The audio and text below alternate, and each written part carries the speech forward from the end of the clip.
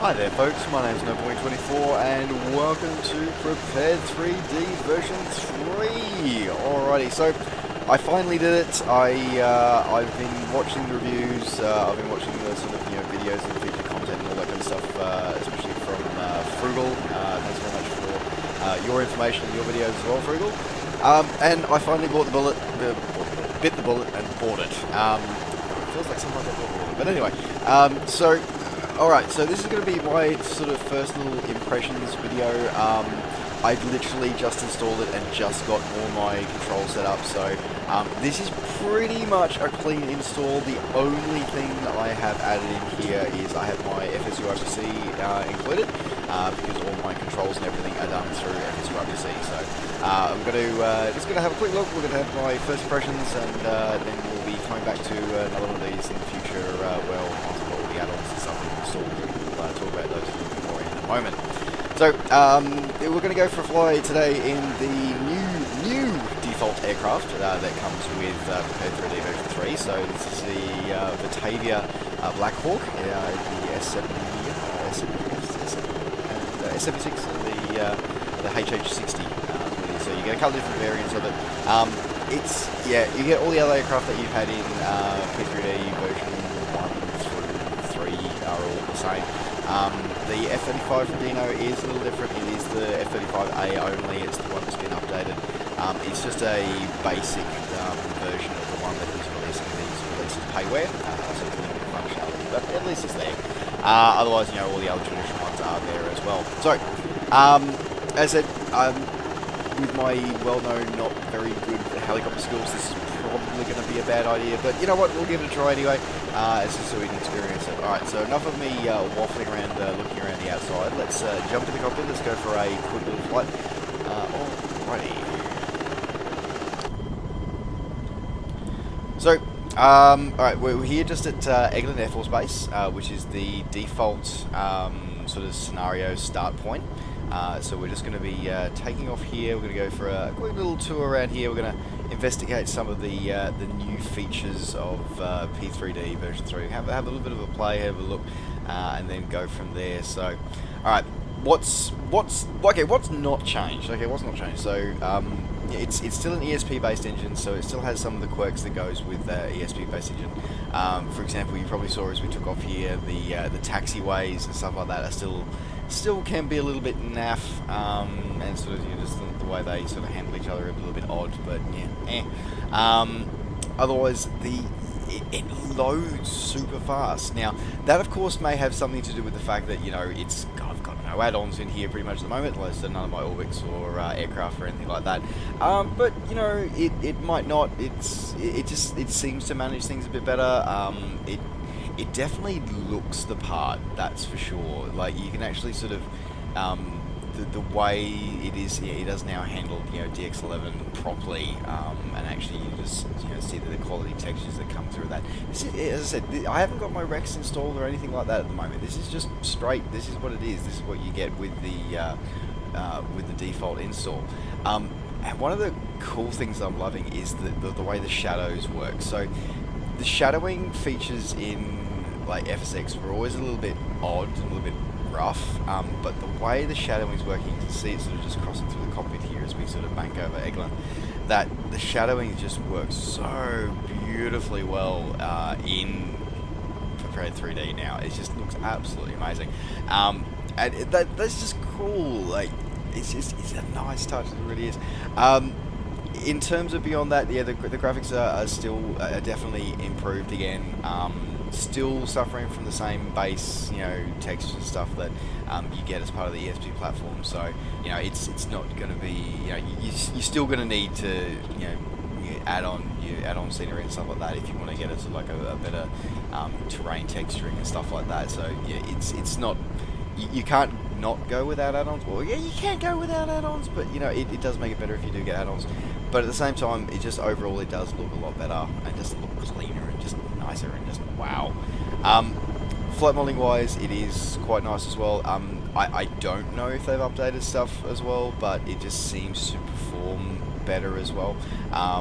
I did a quick test flight in the Mooney Acclaim just before doing this video as well, just to check the fixed wing stuff out. And I don't know, maybe it's just me being crazy, and and maybe it's just imagining, but it did anecdotally it did feel a little bit better as well.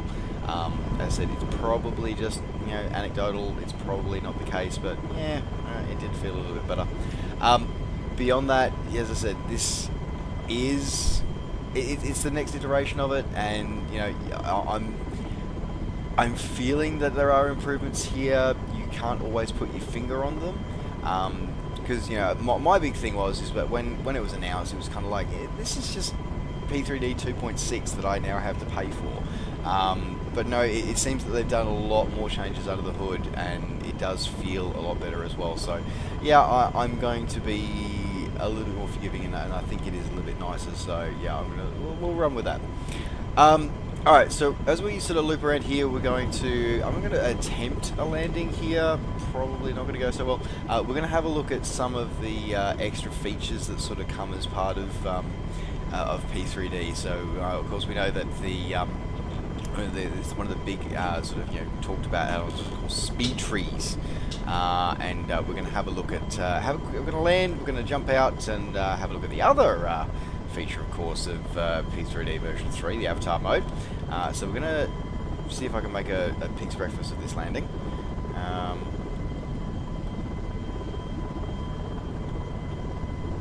Ow. Yep. Alright, let's try that landing again, shall we? Let's try that landing again. See if I don't make as much of a pig's breakfast of it this time.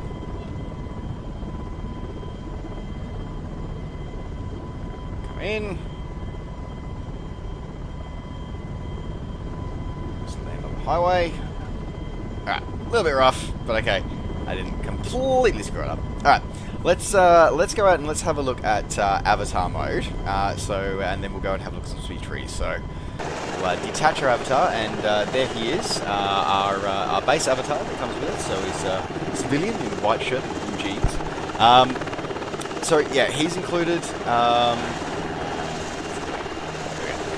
His controls are a little quirky. Sometimes controls work, sometimes they don't. Yeah, it's a little bit weird, but anyway. He is another sim object as well.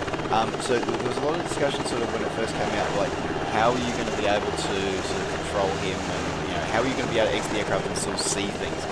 Basically, because he is another vehicle, he will sort of pop out and allow you to see your aircraft and stuff like that. So he does, because he is another sim object though, he can, as you probably just saw there, so you sort of walk into the various parts of the model file, even if it's like invisible parts of the model file. So it can make things a little interesting.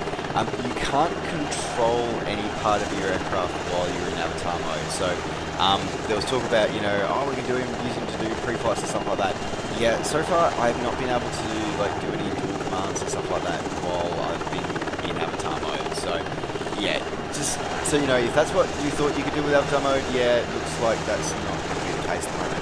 And every now and again he just randomly gets stuck on something. But yeah, he's a little different. We'll go into him in a bit more detail. Let's wander over here to have a look at it. Make it go fast. Of course, we can get our avatar mode to crouch. Toggle there, so we can spec something close to the ground. We can toggle him to run, and of course we can jump. High jump. High jumping avatar. Yeah. So yeah, he's kind of cool. He's kind of cool. There's a little bit of different things. There you go. All right, let's have a look at trees. Now, here's the thing. If you're expecting every single one of your trees to be replaced by speed trees, no. Just no. It doesn't work like that. Speed trees are a new 3D object, and they are not everywhere. Okay, so I'm going to have to now go find a speed tree. So, I wonder where I'm going to find a speed tree. Okay, because yeah, that is not a speed tree. That's just a normal default tree. Let's run to the chopper, and let's see if we can go and find ourselves a proper speed tree, shall we?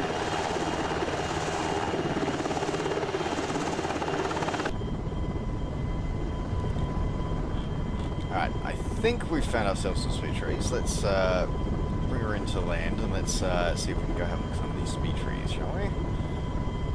So I can get this landing right.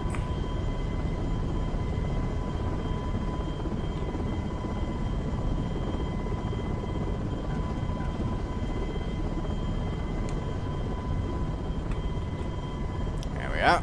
Okay, that's better. That's better. All right, better landing. All right, let's grab my avatar. Let's go and have a look at these speed trees. Look, the avatar mode is kind of cool. Like, you know, he's a little different. He's something that's, you know, I don't know. Is it a gimmick? Yeah, I kind of think he is a little bit of a gimmick, but you know, yeah, we'll see how it gets used. I think I'd be intrigued to know how it gets used. Yes, okay, we have found a speed tree. Alright, so the big thing about speed trees allow you to move. Okay, not allow you to, but they move. They move. Wow. Okay, cool. Yeah. Okay, personal opinion about this, Microsoft Flight had moving trees that moved in the wind. You know. So yeah, you know, like it's cool and all, and like yes, it adds a bit of, you know, something different, a bit of realism and stuff like that to your sim, and you know, gives your environment is a bit more alive. But at the same time, guys, we're talking about something that, you know, Microsoft Flight had, and it implemented it globally. So whereas speed trees here in P3D is only in selected trees, it's not every tree in the world. So now I'm assuming that's just, you know, to save, you know, memory and you know, CPU cycles and all that kind of fun stuff. But you know, it's a case of, guys, okay, you're pushing hard that you got these speed trees things, and don't get me wrong, they're cool, they're awesome. It's great to have an actual proper 3D model tree that moves with the environment. But is it going to make a difference for me? I don't know. Like, yeah, it will. You know, you'll notice it when you're, you know, walking down around on the ground here in avatar mode. Absolutely. You'll notice it as you're coming in on shore finals and you're quite low in altitude. But you're going to see it at 20,000 feet? Yeah, probably not. So yeah, it's a cool feature. Don't get me wrong. But if this is why you're upgrading to P3D version 3, yeah, no. That's it. I like it. It's nice to see it. It's handled as a completely different sim object as well, so I'm assuming that means you can come up with some really interesting sort of random tree sort of colours and things that should be quite interesting for the modding community to come out and do. Does it impress me? No, I'll be honest. Like, it's cool and all, but yeah, yeah. I'm sounding really negative, aren't I? I'm sounding really negative. Anyway, so, okay, that's cool, but and well, the thing is that the amount of movement that you get on the tree will vary based on the conditions. So that feature is cool. So, you know, the stronger the wind, the more movement the tree will have. The lighter the wind, the less movement the tree will have. So that is cool. The fact that it is dynamic on that's different. That's new. That's awesome. So that's really cool. Now the other thing, speaking of sort of winds and changes as well, one of the things I'm liking about P3 is the fact that the switching between sort of, you know, seasons, times, and weather is really, really, really fast. So let's, for example, let's go winter. Let's make it at night, and let's make the weather something really nasty. Okay, let's go thunderstorm. Okay, nice and quick on the reload. Like, seriously, normally my FSX is barely struggling to get to 6% by now. And here we are. So, you know, we've got the environment, you know, we get the lighting, and this is where P3D really sort of shines, is in a night style environment with weather effects, because you see all the, like, the lights, the detail is done really, really well. It's very, very beautiful. And you see that the trees are sort of moving a bit harder now. You've got the nice soft effect of the rain coming through, lightning there, and the difference, and the fact that the lightning actually sort of, you know, reverberates and it reflects through the clouds. Like, that's cool. Like, that is really, really cool. Like, you need to have all sorts of add-ons to do that. And I'm hoping that when I get my Rex and Active Sky in, they'll just make it look even better. So that's pretty cool. yeah, as I said, it's a nice way of doing things. It's pretty cool. Some of the other features that admittedly have been around since version 2.5 as well. So just some of the, like the sensors and views and stuff as well that you can have. This is one of my ones that I really like. So let's have this one. View sensor. So you can actually get your full night vision gear as well put in. So you can actually, you know, be running around looking as if you've actually got night vision gear on and stuff like that. So that's a pretty cool, different way of doing it. Interestingly enough, though, I've tried putting this and like using the night vision gear just as the main window on the avatar mode. Yeah, it kills the avatar controls though. So just maybe a thing for you, Lockheed Martin. Like I love the sensor. I'd like to be able to let's do the whole first-person view. Let's try that. Let's close that one. Let's do this one.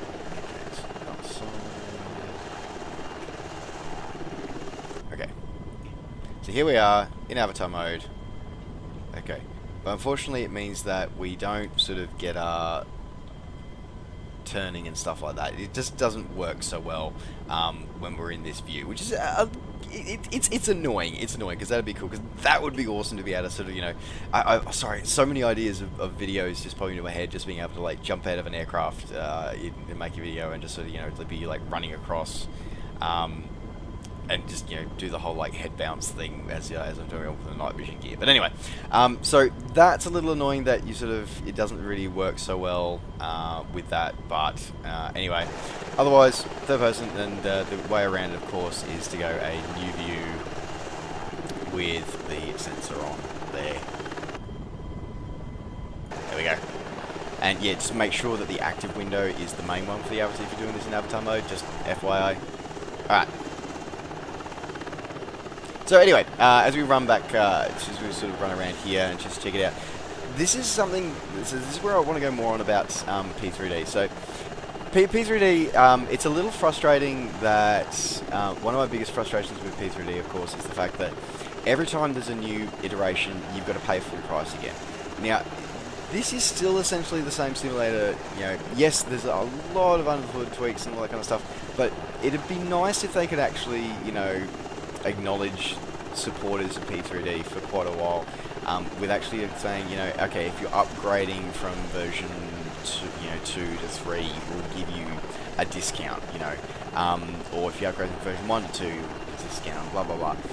You know, yes, I get that, you know, it is, you know, a lot of changes are made, I get it, and you know, you have to license for it as a business model, I get it, I do, I really do.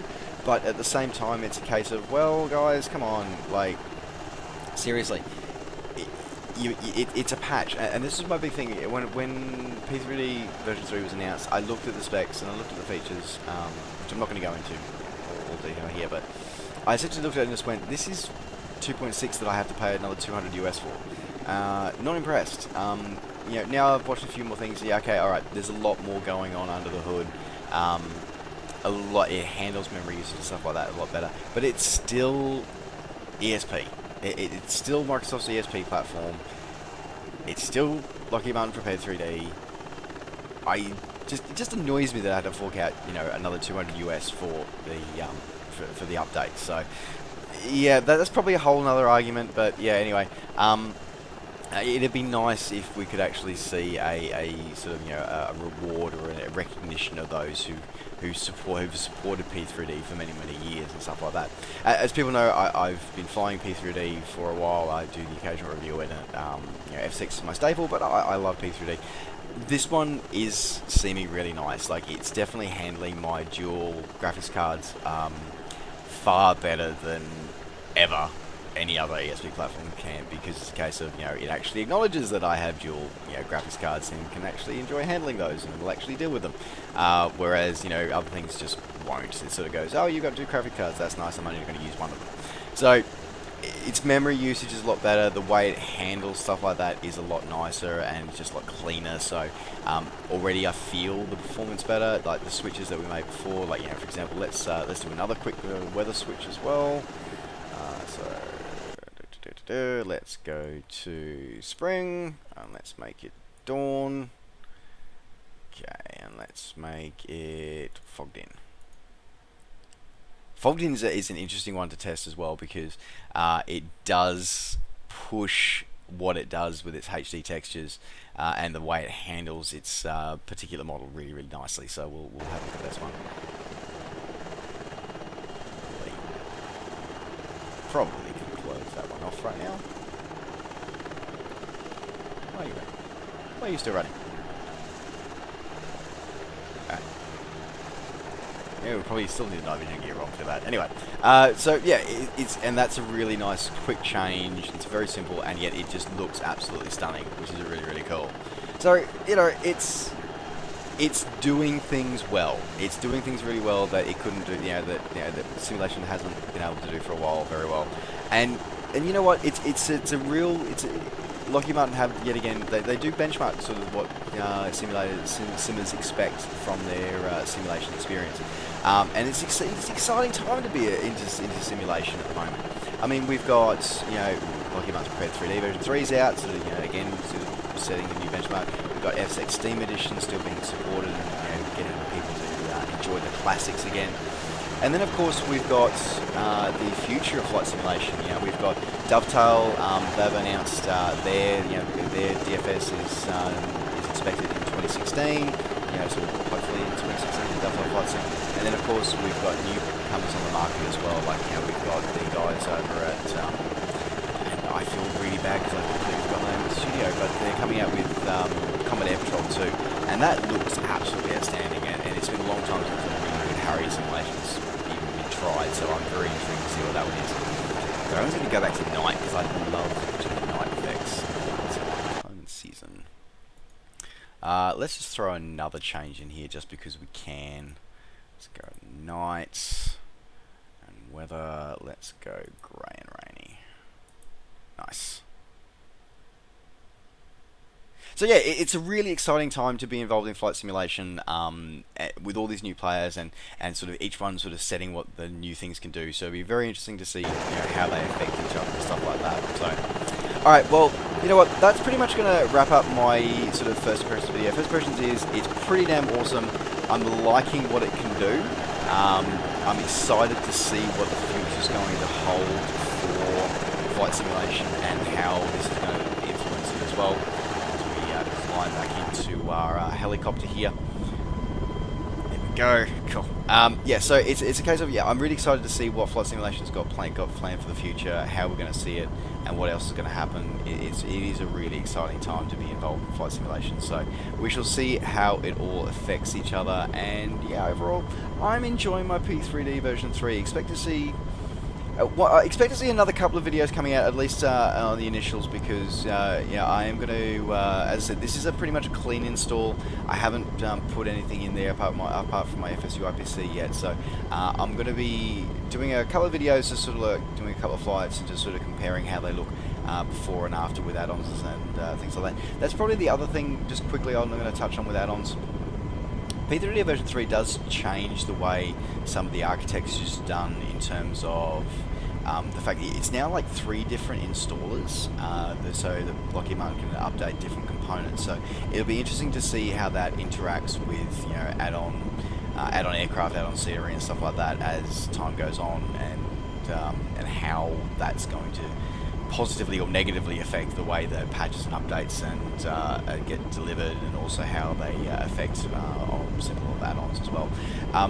Guys, with add-ons, I know we want to put everything into something. I know that, I get that, but at the same time, you know what? Just it's version 3. It's got a lot of updates to it. So if you've got an add-on that doesn't support P3D version 3, get in touch with the developer. Ask them, are you going to make it compatible with version 3?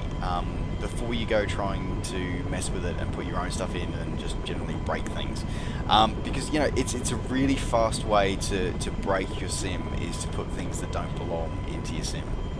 So look for an installer that actually is designed for version 3. Don't try and force something into it when it's possibly not supposed to be there. So just something to be aware of for me, and it's actually one of the reasons why I've delayed getting version 3, because I wanted to make sure that the add-ons and the extras that I use regularly and I enjoy using are the ones that are actually going to be fully supported in P3D version 3. So that's the other reason why I've held off.